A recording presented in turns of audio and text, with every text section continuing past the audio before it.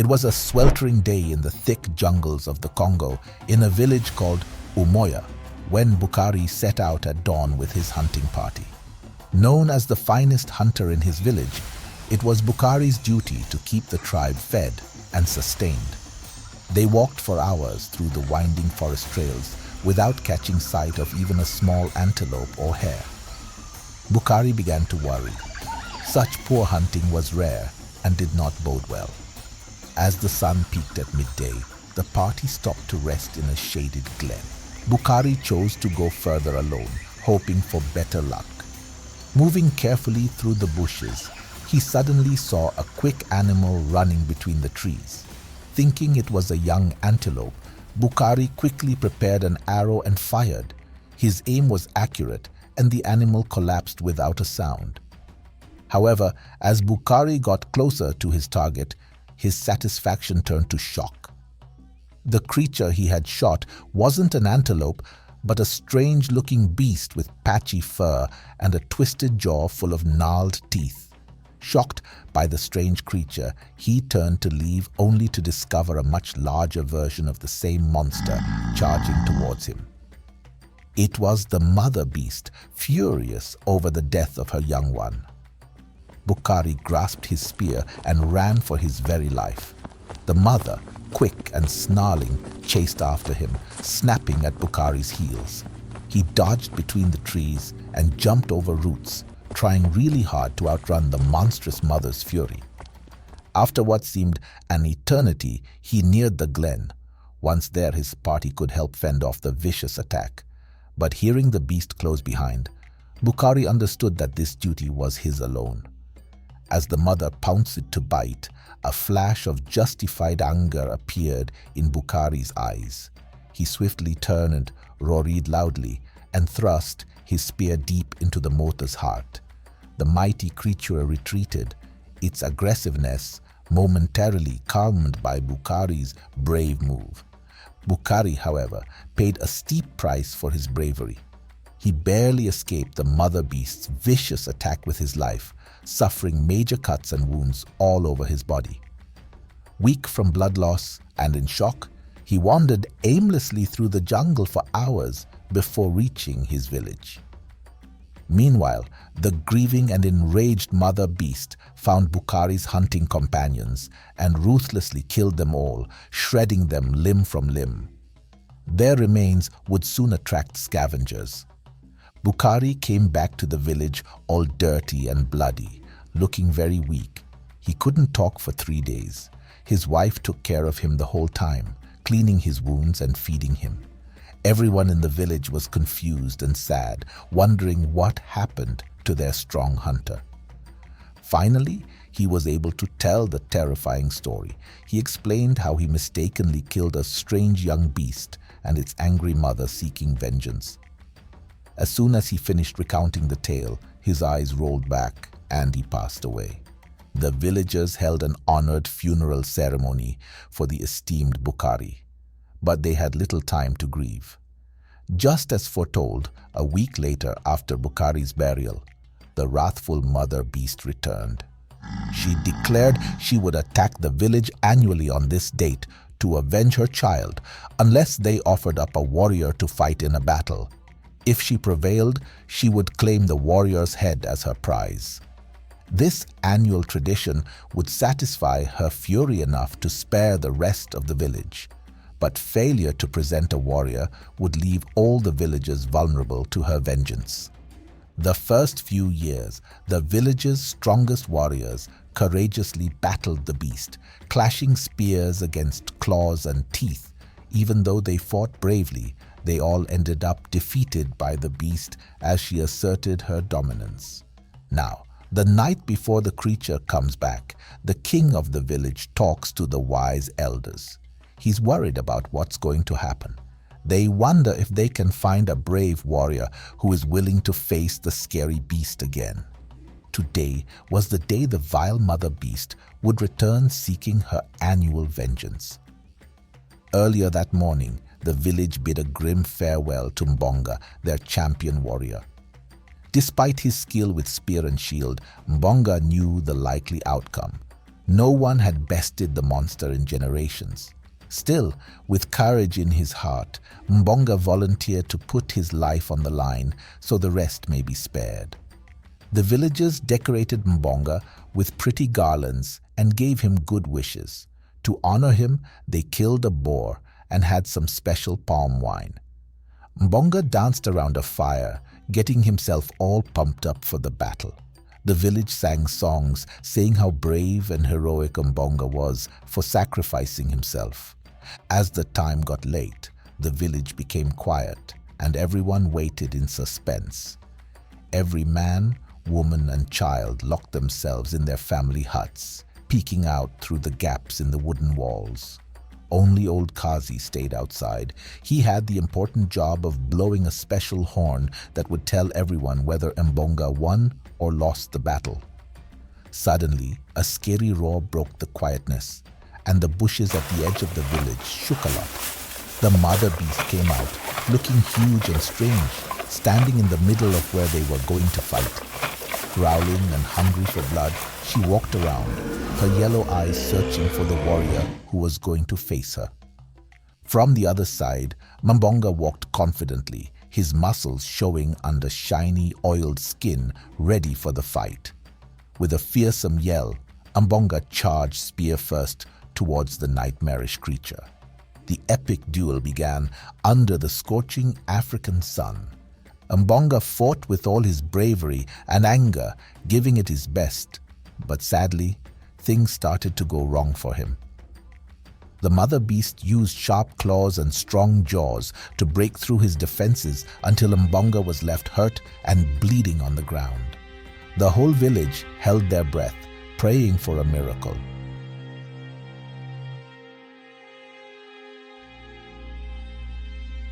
But then, the deep sound of Kazi's horn broke the silence. Once again, the beast was victorious. Amid wails of grief, the monster shredded Mbonga's remains and devoured his noble head. She then retreated once more into the jungle to lie in wait till next year, when another warrior would attempt to restore honor or doom them all. Warriors were dying constantly, and people were scared to volunteer themselves to end their lives. The lives of the people were at risk. The king consulted with elders for a new plan. The king had a very beautiful daughter, a princess. The king decided to offer his daughter's hand in marriage to the warrior who defeats the monster and saves their village from peril. This warrior will also attain a prominent position in the palace as well. Also, the princess would have a special time with the warrior on their last day before the battle to cheer them up and give them motivation. The king's offer was extended to neighboring villages as well. Warriors from different villages began to troop in with their unique styles and plans to try their luck. They all wanted to win the battle and, of course, marry the princess because they were in love with her. The initial attempt came from a strong fighter from the northern villages, known for their power and straightforward approach to battles. Armed with a spiked club and wooden shield, he bravely rushed at the monster, roaring loudly. However, the beast effortlessly avoided his attacks and quickly knocked him down with a deadly swipe of its claws. Next came a quick swordsman from the eastern forests. His people honed quickness and precision as their weapons. Silently approaching the monster, he unleashed a flurry of quick and precise sword strikes, aiming to slice and stab with grace and speed. Unfortunately, the monster's tough hide proved too much, and it effortlessly knocked the swordsman aside without causing any harm. Afterward, a composed spearman from the southern hills took his turn. His people excelled in using the reach and strategic positioning in battles. The spearman circled the beast, probing and pretending to find the ideal moment to strike. However, the monster cleverly pretended to be weak, drawing him in before swiftly attacking with terrifying speed. It shattered the spear and crushed the warrior in its powerful jaws. Each year, another warrior arrived to challenge the beast and claim the princess, but none could best it. The monster seemed to adapt to their every strategy and exploit their weaknesses, no matter their fighting style. Everyone was frightened, from warriors to everyone in the village. No one could defeat this fierce monster who kept tormenting the village of Umoya. Options were running out. Soon a young man named Mumba came into the scene. He opted to be the next warrior to battle the beast. Everyone started laughing and making fun of him for taking on such a tough challenge. Why was he being laughed at when he seemed to be the only choice to save the village? Okay, let me tell you a little background about Mumba. Mumba's life began as a tale of hardship and loss. Orphaned at a young age, he grew up under the care of the village, but his lack of parents made him an easy target for mockery and ridicule. The villagers, unaware of the strength that lay within his heart and mind, often overlooked him or treated him as an outsider. Despite the challenges, Mumba became good at observing and thinking cleverly. He preferred staying in the background, and this turned out to be a strength. Quietly, he watched how the village operated. This helped him not only understand the people, but also learn about the relationship between humans and nature. Mumba spent his days doing simple tasks in the village, working hard and staying humble. Since he didn't boast about his strength or fighting skills, the villagers didn't see how capable he really was. They believed a good warrior had to be strong, and because Mumba wasn't as muscular as the others, they teased him. The villagers followed old customs and thought that only the toughest and biggest warriors could defeat the jungle beast. When Mumba said he wanted to confront the monster, they laughed at him. They doubted he could do it because he didn't look very strong, and they also considered his humble background as a reason to question if he could handle such a powerful opponent. But Mumba was incredibly strong-willed and determined. He endured the laughter and teasing without showing any sign of being bothered. The villagers making fun of him didn't stop him from pursuing his goal. Inside, he had a strong desire to show not only to himself but also to those who doubted him that he was capable and valuable. Finally, Mumba made his decision to face the beast known to the king. Initially, they were reluctant, but upon consulting with the village elders, they concluded that everyone deserves a chance, and after all, he wants to sacrifice for the whole people. So they agreed. He had to go and prepare for the dreadful day, but he had a unique plan. While the villagers kept making fun of his dreams, Mumba silently got ready for the big challenge. Instead of getting discouraged, the laughter motivated him to work even harder. Day by day, he not only practiced his unique abilities, but also strengthened his determination to defend the village that had both supported and doubted him. About a month before the annual attack from the beast, Mumba secretly sneaked into the jungle where the beast lived. He came up with a clever plan. He skillfully made a camouflage suit using leaves, branches, and other things from nature. This allowed him to blend perfectly into the thick plants, making it almost impossible for anyone to notice him. Moving quietly through the thick plants, he watched the beast from a hidden spot. Mumba observed how it moved, its habits, and how it reacted to different things. He saw how it defended its area, interacted with the surroundings, and especially how it dealt with the unsuccessful attempts of previous warriors. Mumba spent many nights patiently watching and learning from a safe distance. He noted the beast's strengths and weaknesses, the paths it preferred, and the signs it showed before attacking. This detailed knowledge of the creature's behavior became the basis for his unique plan. During a tense night, Mumba narrowly avoided being noticed as the beast came very close to where he was hiding. This experience taught him about the creature's sharp senses and reinforced the importance of his sneaky and indirect approach. Armed with this valuable information, Mumba went back to the village, improving his plan based on what he learned during his dangerous journey into the jungle. The villagers, who were doubtful before, started to realize how much effort and determination Mumba put into preparing. Little did they know that the young man, who grew up without parents, was about to attempt a daring feat that would decide the fate of their village. Even though Mumba didn't have the usual weapons and armor, his mind was his most powerful tool. He carefully surveyed the main battleground where the other warriors had faced the beast, identifying places to hide and paths to escape its dangerous attacks. He studied the previous warriors, understanding how the monster had cleverly used their weaknesses in strength, armor, and skill. Mumba recognized that he couldn't beat the monster in a battle of strength, speed, or sword skills. Instead, the young man collected materials from the nearby woods and concocted strange mixtures in his hut every night.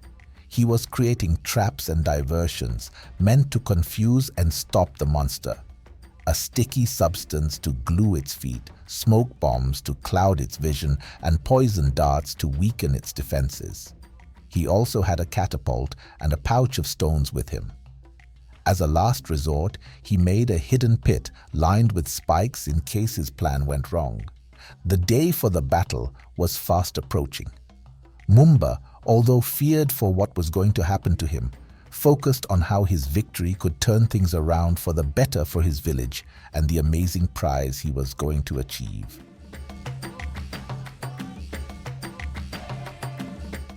The night before the battle, the king and elders, recognizing the significance of Mumba's sacrifice, ensured that he received a modest celebration. The atmosphere shifted from skepticism to a more respectful acknowledgement of the young man who dared to challenge the jungle beast with his intellect and resourcefulness. At the farewell ceremony, Mumba received garlands and blessings from the villagers, though maybe not as enthusiastically as the more traditional warriors. But Mumba didn't let it bother him.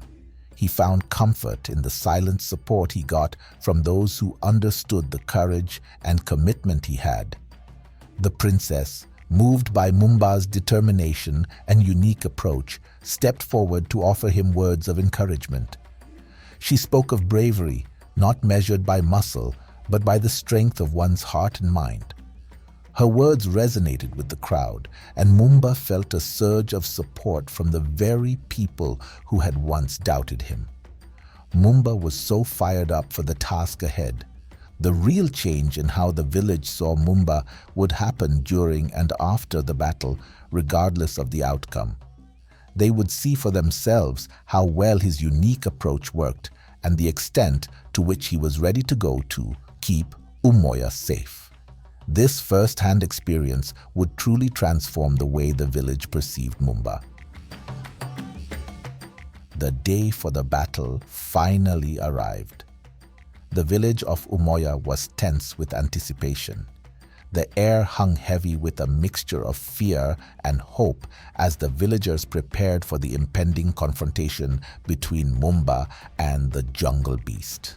Mumba stood at the central battleground, clothed in his leafy camouflage uniform, armed with his unconventional weapons: a catapult and a pouch of stones, smoke bomb, sticky mixture, poison dart. The villagers shook their heads, convinced he would face the same destiny as the experienced warriors who came before him. How could such a skinny, untried youth succeed where so many had failed? However, Mumba stayed confident. With creativity and preparation on his side, he aimed to outsmart the fearsome beast rather than confronting it directly. Regardless of the outcome, he was prepared to challenge the monster's intelligence and determination when the horn signaled the start. Now the hour grew late, and the village quieted in anticipation. Every man, woman, and child locked themselves in their family huts, peeking out through slats in the wood. Only old Kazi remained out in the open, chosen to sound the ceremonial horn signaling either Mumba's victory or demise. The jungle beast felt the presence of a new challenger and roared as it stepped out from the forest. Its unusual shape cast a shadow over the battlefield, and its yellow eyes locked onto Mumba. Tension gripped the air as the two opponents faced each other. Using his knowledge of the beast's behavior, Mumba blended into the surroundings with his camouflage. He moved carefully, avoiding direct fights and using distractions to confuse the creature. Stones from his catapult hit the ground, creating distractions. The beast, frustrated by Mumba's unusual tactics, struggled to predict his moves. Traps from the sticky mixture and pitfalls slowed it down, allowing Mumba to attack from unexpected angles. The villagers, initially silent and worried, began to murmur with surprise and hope. Against all odds, Mumba's smart strategies and determination changed the course of the battle. The once powerful beast found itself outsmarted by the seemingly ordinary young man. In a crucial moment, Mumba seized an opportunity, aimed his catapult precisely, and hit the beast in a vulnerable spot. The creature was briefly disoriented. At first, there was silence. Then suddenly noxious smoke began billowing from the entrance. Coughs and roars, mixed with crashing sounds, echoed from within. The minutes stretched on anxiously. Finally the smoke cleared, and the young man emerged, bloody but alive. Behind him, the monster lay immobilized and bellowing in a giant pit. The sticky mixture had glued its limbs in place, while smoke blinded its eyes. Poison darts had weakened its struggles, and trip lines had sent it tumbling into the spiked pitfall. It was trapped and defeated. Mumba acted quickly. Despite a heavy heart, he delivered a precise strike, cutting off the head of the beast from its massive body, knowing that this final act was necessary to secure Umoya's future. It has all ended. Kazi, on the other hand, sounded the horn. The villagers heard it. It sounded different from the one they have been hearing every year. This was a victorious horn. Mumba held high the head of the beast, and everyone came out of their homes to the battleground to celebrate this yearning victory. The threat that had haunted the village for generations was no more. However, Mumba couldn't help but feel a profound sense of responsibility and the weight of the decision he had made. The king and elders, recognizing the gravity of Mumba's sacrifice, acknowledged him not just as a hero, but as a leader who had made a difficult choice for the greater good. The villagers, once skeptical, now celebrated Mumba's bravery, resilience, and the wisdom he exhibited in protecting their home. The princess, understanding the necessity of Mumba's actions, stood by his side, and the two became symbols of Umoya's triumph over adversity. There was celebration and cheer. As promised, the king granted his daughter's hand in marriage to the clever young hero. The princess was honored and felt special to have such a brave young man as her husband. Mumba also rejoiced as he had made his dream a reality, marrying the beautiful princess and proving all his doubters wrong. He took his place of honor in the palace, having saved the kingdom with creativity instead of might. And the villagers learned not to judge on appearance alone. They realized everyone in the village is equally important and deserves the same opportunity. Cleverness and smartness conquered the monster where courage alone could not. And so, the kingdom was jubilant. Umoya embraced a new era of peace and prosperity. Mumba's unique methods and selfless sacrifice not only rescued the village, but also changed the way strength and heroism were perceived for generations. The tale of Umoya carried on, as a previously underestimated young man left an enduring impact on the history and future of his village.